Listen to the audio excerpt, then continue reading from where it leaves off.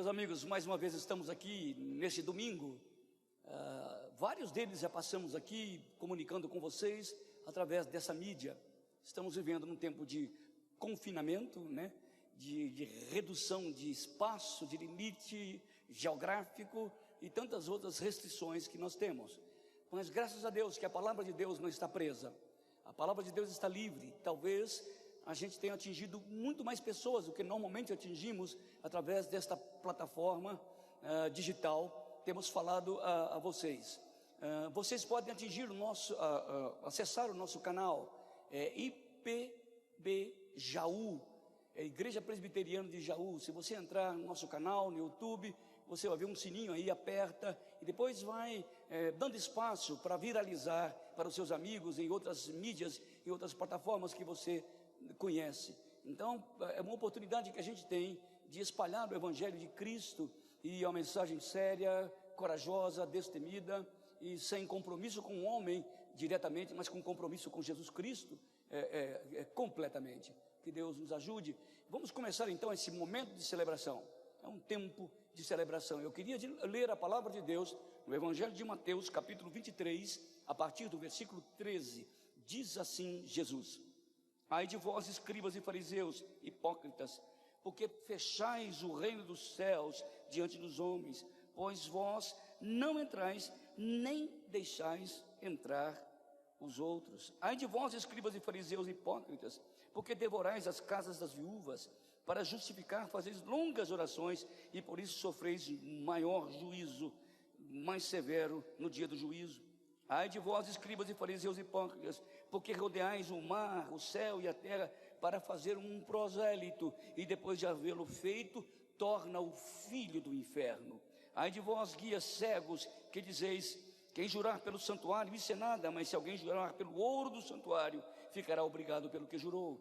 Insensatos e cegos, pois qual é maior, o ouro do santuário ou o que santifica o ouro? E dizeis: quem jurar pelo altar, isso é nada. Quem, porém, jurar pela oferta que está sobre o altar, fica obrigado pelo que jurou. Cegos, pois quem é maior, a oferta do altar ou quem santifica a oferta? Portanto, quem jurar pelo altar, jura que é por ele, por tudo que está sobre ele. Quem jurar pelo santuário, jura por ele, por aquilo que nele habita. E quem jurar pelo céu, jura pelo reino de Deus e por tudo aquilo que nele está sentado. Ai de vós, escribas e fariseus hipócritas, porque dais os dízimos da hortelã, do endro, do cominho, e tendes negligenciado os preceitos mais importantes da lei: a misericórdia, a fé. Devias fazer aquilo, dar o dízimo, mas sem omitir as que são mais importantes. Pai querido, estamos mais uma vez diante da Tua palavra, e daqui a pouco vamos ouvir a meditação da Bíblia, e que ela nos conforte, mas que ela nos desafie, que ela nos chame e nos convoque, Pai, para uma vida de compromisso com o reino, de compromisso com o Filho, de compromisso com o Teu Espírito, de compromisso contigo, de compromisso com a glória da Trindade. Deus, fala ao nosso coração nesta noite. Precisamos ouvir a Tua voz e queremos nos alegrar na presença do Senhor. Dá-nos, ó Deus, alegria em tempos de tristeza. Dá-nos luz, Senhor, em tempo de trevas. Dá-nos consolo em tempo de aflição. Dá-nos remédio em tempo de doenças. Dá-nos, ó Deus, a libertação em tempo de prisão. Ó Senhor, visita o coração de todos aqueles que me ouvem nesta noite, em nome de Jesus, amém. Como nós normalmente fazemos, todo domingo a gente tem um momento de adoração e de louvor. Agora você vai cantar conosco. Talvez você esteja num lugar até estranho para ouvir, mas você tem a oportunidade de cantar conosco, como nós cantamos todo domingo. É um tempo de muita alegria. Normalmente a gente se abraça, a gente se alegra. Nos últimos domingos não nos abraçamos por razões óbvias, mas eu quero que você se alegre conosco. Vamos cantar, vamos adorar aquele que é Senhor dos senhores, o Rei da história, o Rei de reis, aquele que domina o mundo, o universo, pela palavra do seu poder. Vamos adorar o nosso Senhor Jesus.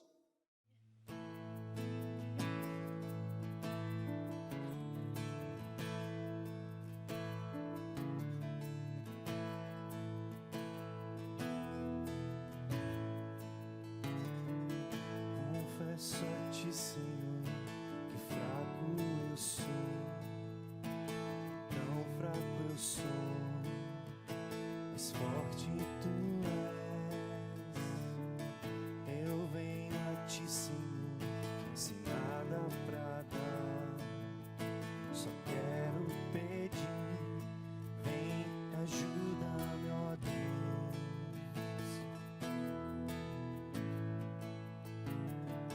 Confesso a ti, Senhor, fraco eu sou, tão fraco eu sou, mas forte tu és. Eu venho a ti, Senhor, sem nada pra dar. Só quero pedir, vem, ajuda-me, ó Deus.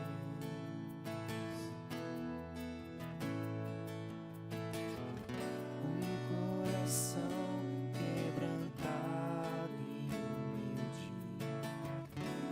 não rejeita, Senhor. Estenda a mim tua graça e deixe teu amor fluir. Por misericórdia nós clamamos, faz chover perdão e graça sobre mim, perdão e graça, e lava-me, Senhor, pois hoje eu preciso do teu amor.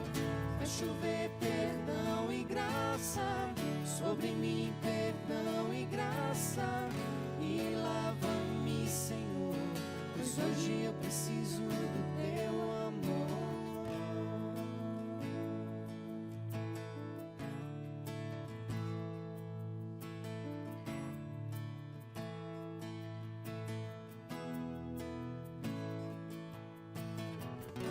Um coração quebrantado e humilde, não rejeita, Senhor. Estenda a mim tua graça e deixe teu amor fluir. Por misericórdia nós clamamos, faz chover perdão e graça sobre mim, perdão e graça, e lava-me, Senhor, pois hoje eu preciso do teu amor. Faz chover perdão e graça sobre mim, perdão e graça, e lava-me, Senhor, pois hoje eu preciso do teu amor. Faz chover perdão e graça sobre mim, perdão e graça, e lava-me, Senhor, pois hoje eu preciso do teu amor. Faz chover perdão e graça sobre mim, perdão e graça, e lava-me, Senhor, pois hoje eu preciso do teu amor.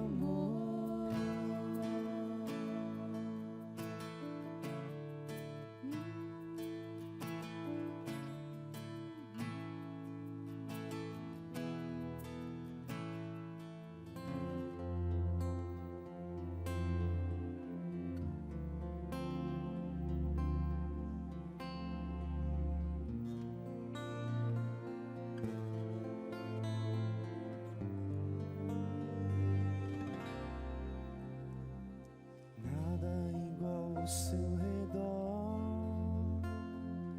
tudo se faz no seu olhar, todo o universo se formou no seu falar.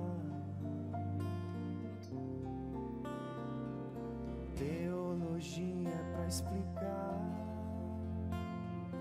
o Big Bang pra disfarçar. Pode alguém ter dúvida?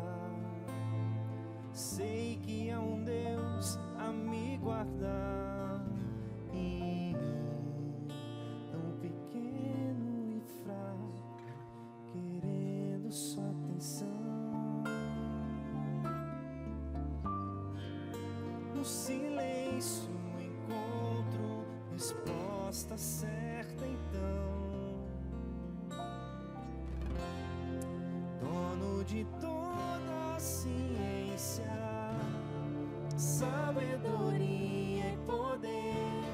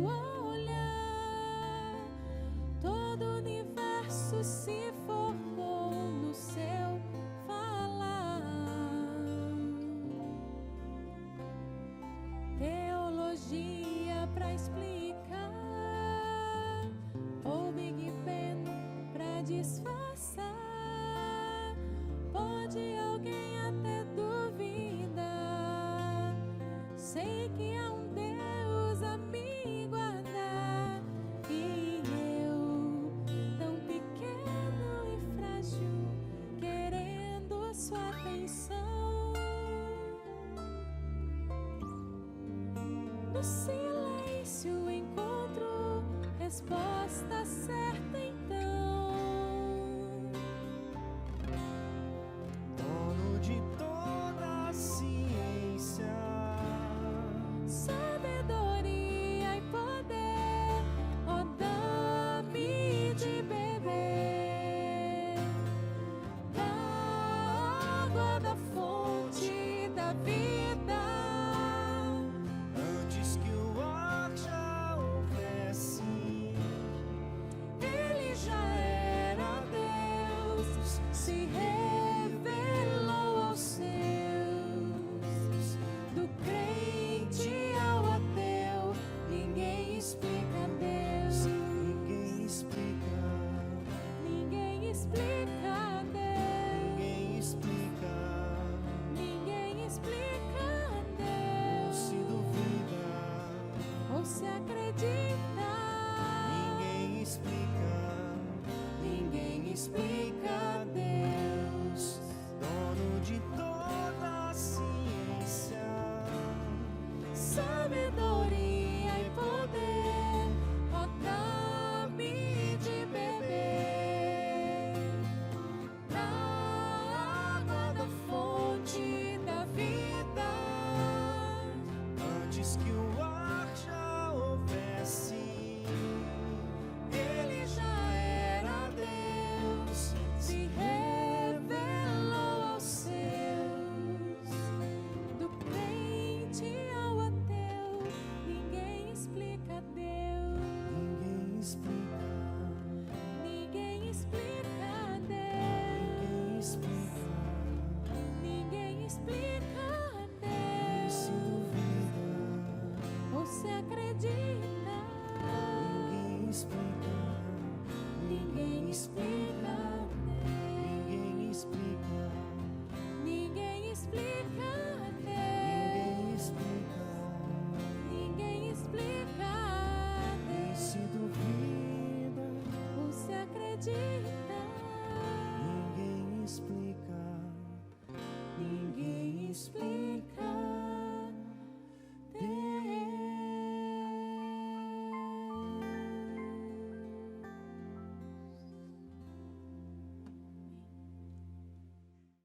Meus irmãos, também como acontece sempre nos nossos cultos, nós temos um momento em que adoramos a Deus com os nossos dízimos e ofertas.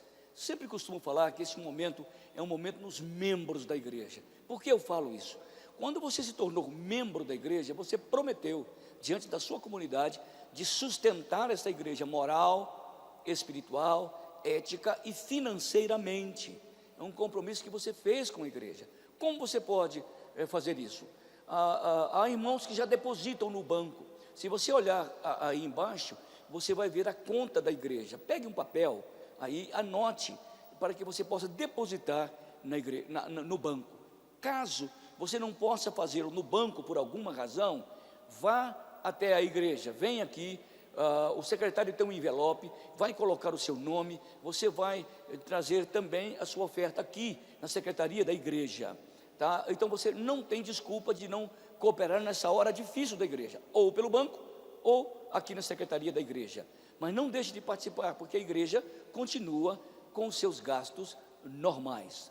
Então que Deus te abençoe. Anote aí, deposite na conta da igreja, venha aqui na igreja, traga o seu dízimo e nós vamos colocá-lo no envelope próprio. Que Deus abençoe a sua vida também nesta área espiritual.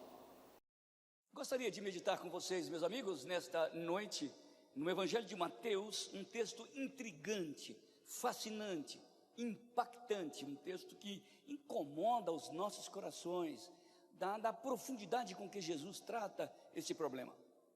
Mateus, capítulo 19, a partir do versículo 16. E eis que alguém, aproximando-se de Jesus, lhe perguntou: Mestre, que farei de bom para alcançar a vida eterna?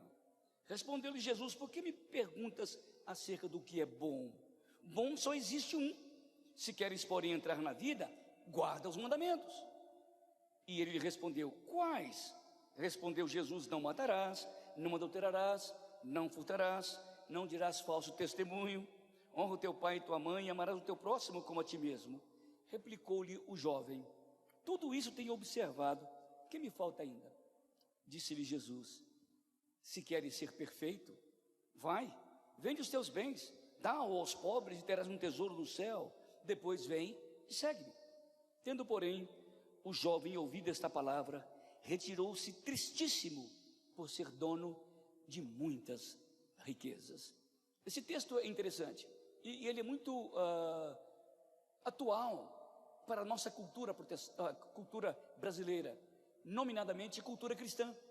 Talvez 95% dos brasileiros são cristãos e dizem professar a fé cristã e participam de alguma missa, ou de algum ritual, ou de algum culto protestante, ou de alguma assembleia de pessoas que creem em Cristo, ou participam de milhares e milhares de formas litúrgicas cristãs que aqui tem no Brasil.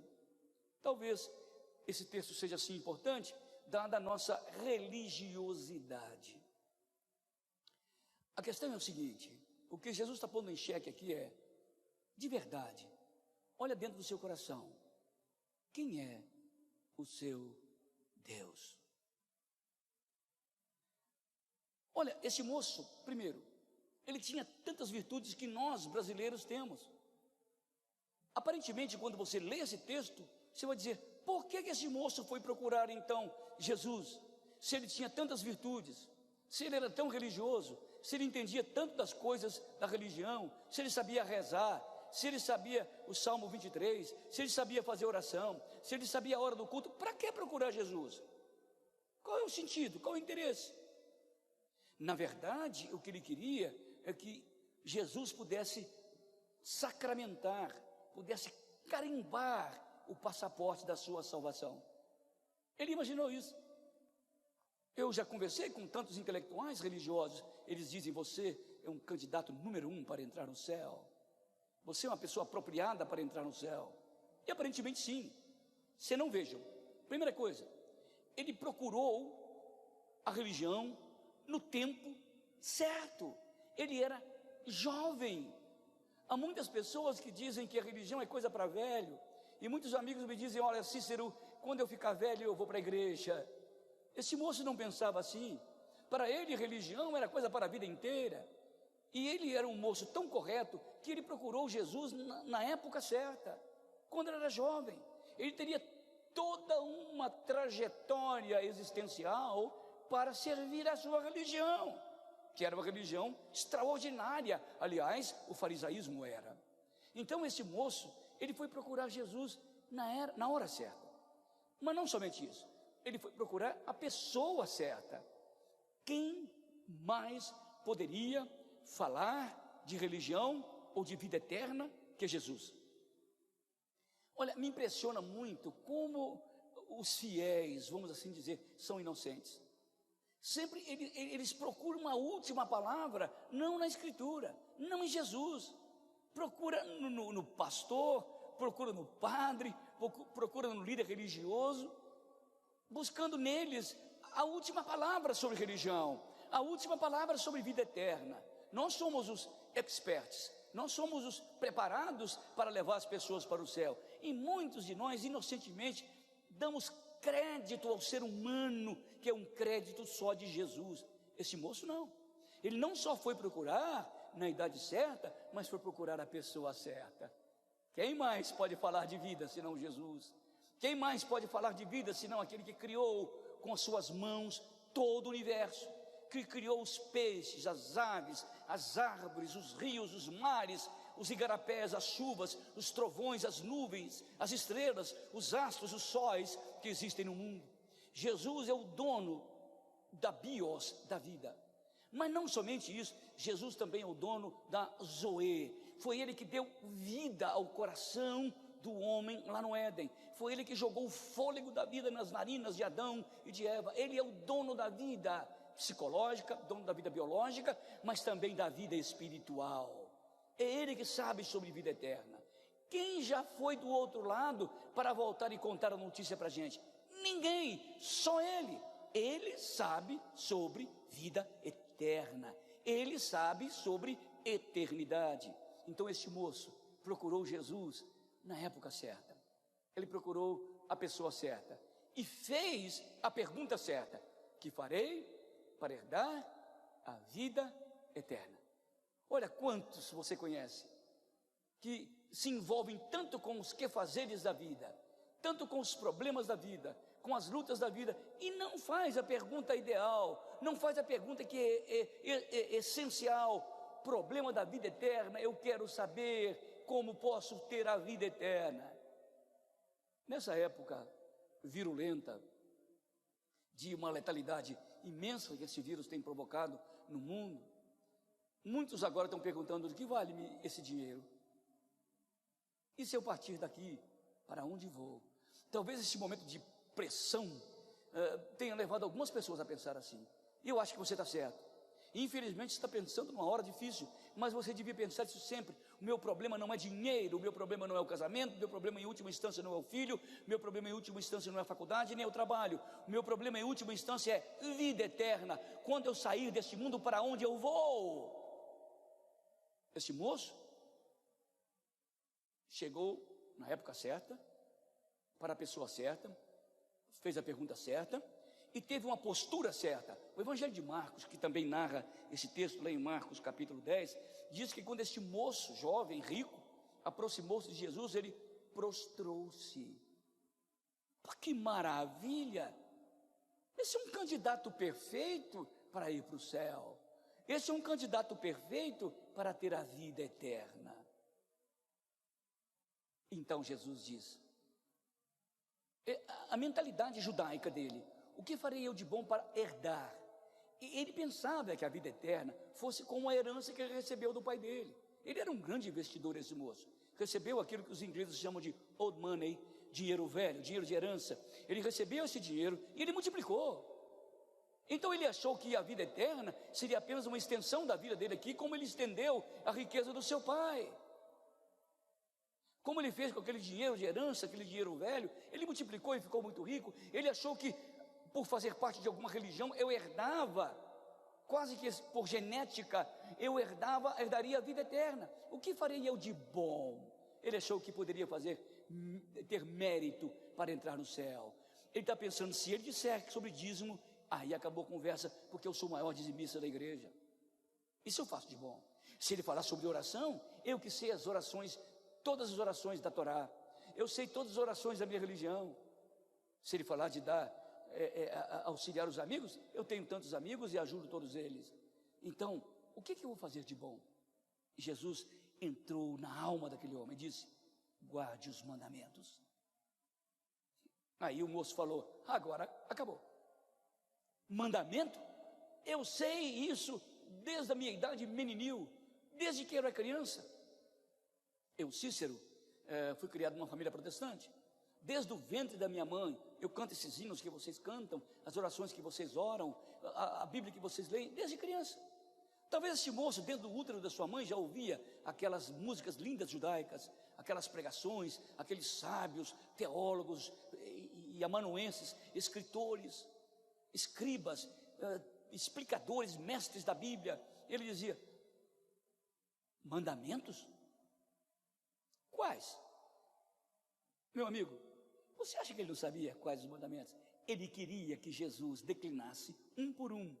É como se dissesse: não matarás, não furtarás, não adulterarás. Ele ia carimbando um por um, para que no final Jesus teria que dizer: você é um cidadão próprio para o reino de Deus. Guarda a lei. Ele diz: eu tenho guardado desde criança. Sabe o que acontecia com esse moço? É que ele escondia atrás da religião dele. A religião dele era como um anestésico, era como um álibi para que ele pudesse ter dentro do coração aquilo que ele mais amava, que era o dinheiro. Mas a religião era como um tapume, a religião era como uma cortina, uma escaramuça, para que ninguém pudesse enxergar o que ele tinha atrás daquela religiosidade. Jesus disse: você tem guardado isso? Ele disse: sim. Na percepção dele era verdade. E Jesus disse: então tá, prova para mim que você guarda os mandamentos. Ok, vamos lá. Primeira coisa que você vai fazer: Você vai vender os seus bens e vai dar para os pobres. O que tem a ver isso com o mandamento? Tudo! Depois vem e segue-me. O que tem a ver isso com o mandamento? Tudo! Porque Jesus está dizendo aqui, se você pegar a sua riqueza, e Jesus nunca pediu isso de ninguém, só dele, tá? Jesus não é contra a pessoa ser rica, é contra a pessoa ter Deus como dinheiro, é outra coisa. Então Jesus disse, se você vender os seus bens e dar aos pobres, você está amando o próximo como a você mesmo.